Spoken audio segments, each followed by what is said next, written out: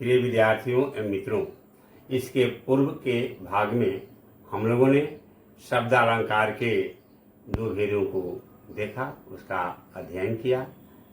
आज अब हम लोग श्लेष अलंकार के बारे में अध्ययन करेंगे। श्लेष अलंकार का अर्थ होता है चिपका हुआ। इसका शाब्दिक अर्थ है चिपका हुआ, चिपकना। चिपकने का तात्पर्य है कि उसका भाव इस प्रकार चिपका रहे कि उसका अलग करने पर उसका अर्थ का स्पष्टीकरण नहीं हो पाता है। चिपका हुआ माने एक शब्द के अर्थात एक शब्द के अनेक अर्थ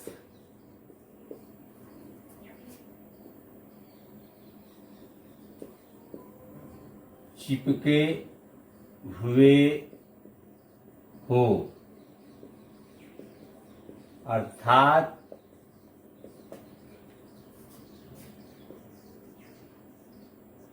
किसी काव्य में एक शब्द का एक से अधिक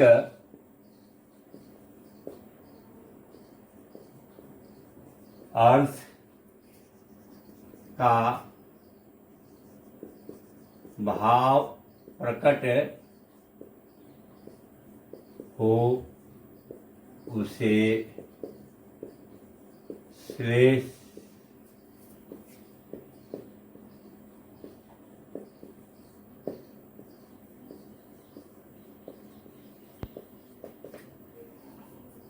एक शब्द के अनेक अर्थ चिपके हुए हों। श्लेष अलंकार में क्या है? एक शब्द रहेगा, उसके एक से अधिक अर्थ उससे चिपके हुए हों। चिपकना का तात्पर्य यह है कि उसके जगह पर दूसरे पर्यायवाची शब्दों को रखने से उसके भाव का बोध नहीं होता है और उसका अर्थ का स्पष्ट बोध नहीं होता है। उसे हम कहते हैं श्लेष अलंकार। अर्थात किसी काव्य में एक शब्द का एक से अधिक अर्थ का भाव प्रकट हो उसे श्लेष अलंकार कहते हैं। इसका उदाहरण देख लेते हैं।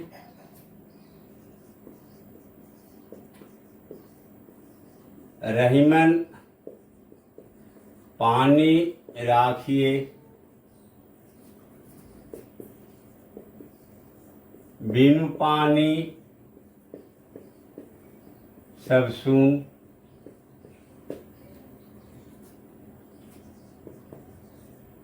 पानी गए न उबरे, मोती मानुष चून। अब यहां है रहीम कवि ने कहा है कि पानी रखिए, बिनु पानी सब सून, पानी गए न उबरे, मोती मानुष चून। इस पानी में श्लेष अलंकार हो जाएगा। श्लेष क्योंकि इसके अर्थ क्या हो गया? तीन अर्थ हो गया। पहला हो जाएगा चमक, प्रतिष्ठा और चून। मोती का अर्थ पानी का अर्थ हो गया चमक, प्रतिष्ठा और चून। अब जिसका अर्थ चिपका हुआ है, चमक यानी मोती से चिपका हुआ है, मानुष प्रतिष्ठा से चिपका हुआ है, चून माने आटा पानी से चिपका हुआ है। यदि हम इस पानी के जगह पर दूसरे शब्द को हम प्रयोग करते हैं कि रहीमन पानी राखिए, बिनु पानी सब सून, जल गए न उबरे, मोती मानुष चून, तो पानी का पर्यायवाची शब्द जल होता है। और जल के प्रयोग करने से जल का अभाव मोती से चिपका हुआ नहीं है। जल का अर्थ केवल है पीने वाला तरल पदार्थ जिसे हम पीते हैं, जीवन रक्षक। और जल का अर्थ मनुष्य से नहीं है, चून से एक अर्थ हो सकता है। लेकिन पानी क्या है? यदि मोती में पानी नहीं है तो मोती का महत्व, मोती का मूल्य कम पड़ जाता है। उसका जो महत्व कब है? जब मोती में चमक है। मनुष्य में क्या है? जब प्रतिष्ठा है तब है। तब है मनुष्य बड़ी पानी वाला आदमी है, पानी के लिए कुछ भी कर देता है। यानी आदमी अपने पानी के लिए मर मिट जाता है और अपनी संपत्ति की कुर्बानी कर देता है। अपने देश की पानी के लिए कुछ भी करने के लिए देश तैयार रहता है। तो पानी का अर्थ क्या है? पानी माने प्रतिष्ठा से चिपका हुआ है। पानी, चून, चून माने इसका दो अर्थ होता है। चून का अर्थ होता है, पहला अर्थ हो गया चूना और दूसरा इसका अर्थ हो जाएगा आटा। और दोनों का अर्थ में, चूना में भी और आटा में भी, यदि पानी नहीं है तो ना आटा गुंधा पाएगा। आप कितना भी संपन्न क्यों ना हो, आटा के लिए पानी की जरूरत है, आटा पानी से गूंधेगा। और चूना में बिना पानी का चूना तैयार नहीं होगा, घर का जो सफेदीकरण नहीं हो पाएगा।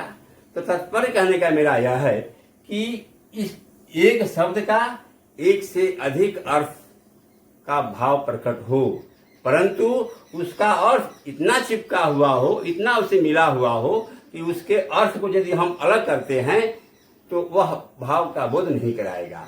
या और उस श्लेष अलंकार के जो शब्द हैं उसके जगह यदि हम पर्यायवाची शब्द रखते हैं तो उसका भाव उससे चिपका हुआ का बोध नहीं होगा, भाव का अर्थ बोध नहीं होगा। जैसे कि हम जल कर देते हैं, मान लो जल, तो पानी गए, जल गए न उबरे। जल क्या है? पर्यायवाची है। तो पानी की जगह जल करने से यह श्रेष्ठ या श्लिष्ट अर्थ का बोध नहीं कराएगा। इसका भाव मोती, मानुष और चून से नहीं भाव का बोध होगा। इसीलिए यहाँ क्या हो गया? अलंकार हो गया। अब इसको हम बृहद रूप से एक बार और देख सकते हैं। जैसे मान लीजिए रेखांकित कर देते हैं इसको। ये हो गया पानी, और पानी का अर्थ क्या हो गया? इसका भाव चिपका हुआ है। यहां हो गया दो अर्थ हो गया, यहां तीन हो गया। यहां हो गया चमक, यहां हो गया प्रतिष्ठा माने चाहे इज्जत, यहां हो गया पानी का हो गया जल। अब इसका क्या हो गया? इसका भाव चिपका हुआ है मोती से। दूसरा भाव चिपका हुआ है इसका मानुष, मनुष्य, मनुष्य से। अब इसका हो गया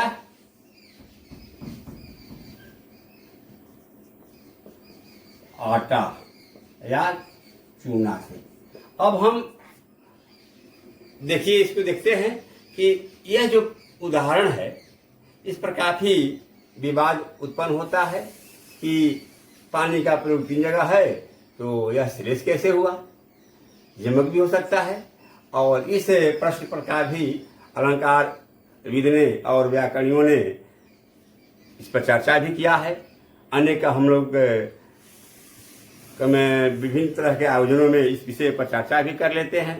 तो इसका स्पष्ट ये है कि जो पानी शब्द है, पानी का अर्थ होता है, भाव है चमक। चमक किससे जुड़ा हुआ है? मोती से। पानी का दूसरा अर्थ हो गया प्रतिष्ठा। इसका अर्थ चिपका हुआ है मनुष्य से। यदि पानी का अर्थ तीसरा हो गया जल, इसका अर्थ चिपका हुआ है आटा से। यदि मनुष्य में पानी में यदि चमक है, अर्थ हो गया पानी माने चमक का हो गया, तो मोती में चमक नहीं है तो कोई महत्व नहीं है। पानी का हो गया मनुष्य, तो मनुष्य में प्रतिष्ठा नहीं है तो इसके महत्व इज्जत नहीं है तो महत्व है। पानी का अर्थ हो गया यहाँ पर आटा से चिपका हुआ है और इसका इज्जत जल से चिपका हुआ है यदि, तो इसका कोई महत्व नहीं है। इस प्रकार है चून का यदि आटा नहीं है, जल यदि जल है तो इसमें आटा में बिना पानी का न आटा तैयार हो सकता है न चूना तैयार हो सकता है। इस प्रकार हम लोग अभी तक श्लेष अलंकार के उदाहरण को देखें। एक और उदाहरण देख लेते हैं। दूसरा उदाहरण है, जो रहीम गति दीप की कुल कपूत गति सोय बारे उजियारो करे बढ़े अंधेरो हो। अभी जो रहीम गति दीप की, रहीम गति ने कवि ने कहा है कि जो स्थिति दीपक की होती है, कुल कपूत, कपूत माने नलायक बेटा, नलायक संतान, कुल कपूत गति सोय, वही स्थिति वंश में, खानदान में, कुल में नलायक संतान की होती है। कैसे? बारे उजियारो करे, बारे माने इसका इसी में सिरे से अलंकार हो गया, इसका जो हो गया। बारे माने बचपन, और बारे माने क्या दूसरा हो जाएगा? जलाना। जलाने पर क्या होता है? प्रकाश कर देता है। और बढ़े, बढ़े का भी दो अर्थ हो गया। बढ़े माने बुझाना, और बढ़े माने बढ़ना, उम्र बढ़ना, उम्र बढ़ना। अब देखिए, अब यहां सिरे से अलंकार कैसे हुआ? एक शब्द के एक से अधिक अर्थ उससे चिपके हुए हो और दूसरे पर्यायवाची शब्द को रखने से उसका अर्थ का बोध न हो, वही पहचान है सिरे से अलंकार का। तो यहां पर है बारे, बारे माने जलाने से। जब दीपक जलाते हैं तो क्या होता है? प्रकाश फैल जाता है। बारे का अर्थ हो गया जलाने से क्या हो गया? और बुझाने पर बढ़े, बढ़ाने से क्या हो गया? बुझाना, बुझाने पर अंधकार छा जाता है। इसका, इस जलाने का भाव इस बुझाने से चिपका हुआ है। बारे का दो अर्थ हुआ, जलाना और बचपन। बारे जलाना का अर्थ क्या? चिपका भाव चिपका हुआ है बुझना से। दीपक जब जलाते हैं तो प्रकाश फैल जाता है, और जब किसी के वंश में, खानदान में जब शिशु के रूप में बालक पैदा होता है तो बचपन में उसके भाव, भंगिमा, रूप, सौंदर्य, क्रियाकलाप, एक्टिविटी, वात्सल्य दृश्य को देख करके और प्रकाश कुल में फैल जाता है। तरह तरह की उम्मीदें लोग बांध लेते हैं अपने उस शिशु को देख करके। तो बारे माने बचपन में, जब घर में, खानदान में, किसी वंश में, कुल में बच्चों को पैदा होने से प्रकाश फैल जाता है। प्रकाश किसका प्रतीक है? तरह तरह की उम्मीदें बन जाती हैं, तरह तरह की उसके विभाव कल्पना करने लगते हैं कि इसे मैं ही बनाऊंगा, तरह तरह की उम्मीद बांध लेते हैं। लेकिन बढ़े, वही बालक बारे में, बचपन में वह अपने कुल में, खानदान में प्रकाश फैला देता है, और बढ़े जब उम्र उसका बढ़ जाता है तो अंधेरा छा जाता है, वह कपूत बन जाता है। तो इस प्रकार यहाँ बारे का अर्थ हो गया जलाना, बचपन। जलाना का अर्थ हो गया बुझने से। जब दीपक जलाते हैं तो प्रकाश फैल जाता है, बुझाने पर अंधेरा छा जाता है। अब हमारे समाज में एक मान्यता है, घर में कहते हैं कि दीपक बुझा दो, नहीं कहते हैं, दीपक बढ़ाना कहते हैं, क्योंकि दीपक लक्ष्मी का द्योतक है, लक्ष्मी का प्रतीक है। और लक्ष्मी को बुझाना नहीं कहते हैं, कहते हैं बढ़ाना। तो बढ़ना का अर्थ हो गया बुझाना। घर में खाना बनता है, माँ लोग कहती है कि देखो बेटा रसोई बढ़ा दो। बढ़ाना माने रसोई को बंद कर दो, बुझा दो। तो बुझाना नहीं कहा जाता है हमारे समाज में, हमारी संस्कृति में। बढ़ाने शब्द रूढ़ है, इसका प्रयोग करते हैं, उसका अर्थ होता है बुझाना। और बढ़ना क्या हो गया? उम्र बढ़ना। बच्चे जब बड़े उम्र के हो जाते हैं तो कुछ ऐसे बच्चे खानदान में पैदा हो जाते हैं कि बड़े होने के बाद अपने माता पिता, अभिभावक की बात को नहीं मानते हैं और वे कुमार्ग पर जाते हैं तो खानदान में उनका नाम डूब जाता है। कोई डकैत हो गया, आतंकवादी बन गया, कुकर्मी बन गया तो खानदान का नाम वह डुबा देता है। इस प्रकार यहाँ बारे और बढ़े में श्लेष अलंकार हुआ। एक और उदाहरण देख लेते हैं। मेरी भव बाधा हरो राधा नागरी सोय, जातन को झाई पड़े श्याम हरित हो। हरित मन हारा, हरित मन हारना। इस प्रकार हरित में दो हो गया अर्थ, हारना और हरा। तो प्रिय विद्यार्थियों, अभी तक हम लोगों ने शब्दालंकार के श्लेष अलंकार का हमने विधिवत व्याख्या किया, उसका उदाहरण द्वारा समझाने का हमने भरपूर प्रयास किया। संभवतः आप समझ गए होंगे। जहाँ कहीं अभी आपको समझने में कोई शंका रह गई होगी तो आप इस वीडियो में आप अपना कमेंट, अपना सुझाव, अपना विचार दे सकते हैं और अगले भाग में मैं उसे पुनः समझाने का प्रयास करूँगा और कोशिश करूँगा कि ये आपको समझ में आ गया होगा। मुझे आशा है आप अवश्य समझे होंगे। और यह जो श्लेष अलंकार है परीक्षा की दृष्टि से बहुत ही उपयोगी है।